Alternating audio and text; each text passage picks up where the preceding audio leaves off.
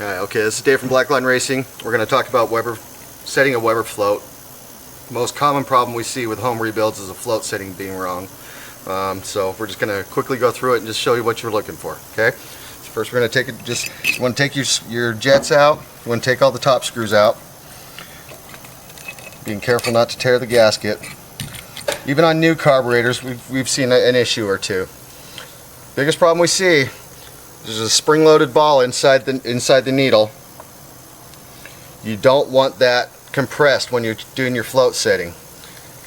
Just the weight of the float will compress that. So what you want to do is set it so it's level, rock it back till you know it's sitting on that BB, but not compressing the spring. That's when you want to get your measurement of what we do is 10 millimeters.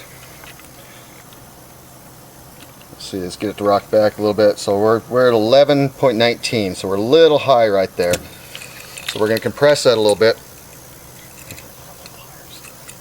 So what we're going to do is just compress the seat for the float just a hair. Doesn't take much. We'll rock it back a little bit so it's just sitting on the needle. Now we're still at 11.12. So let's go a little more.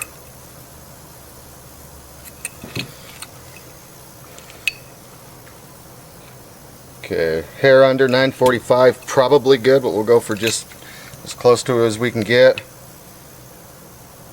Okay, right there, 10.01.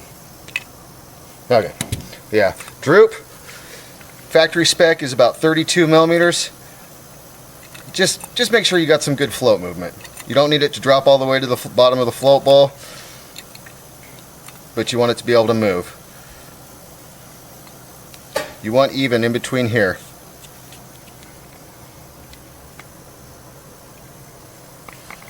That's the way this is a 40 IDF, 40s, 44s, and 48s, all the same setting.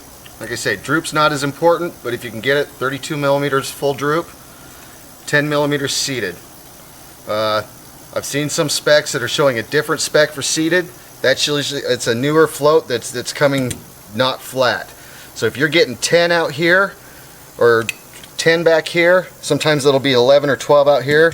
What you need to do, and you need to be really careful doing this, is flex the float a little bit so that it's sitting at that 10 millimeters. You're 10 there and you're 10 there.